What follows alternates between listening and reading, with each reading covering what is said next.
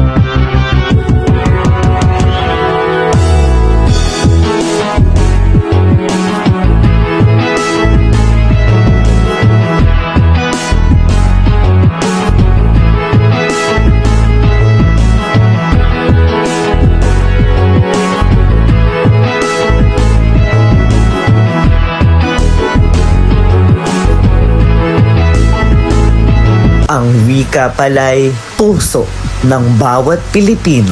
Sa bawat wika, nakatago ang kasaysayan at susi ng pagkakaisa. Alagaan mo ako at aalagaan kita.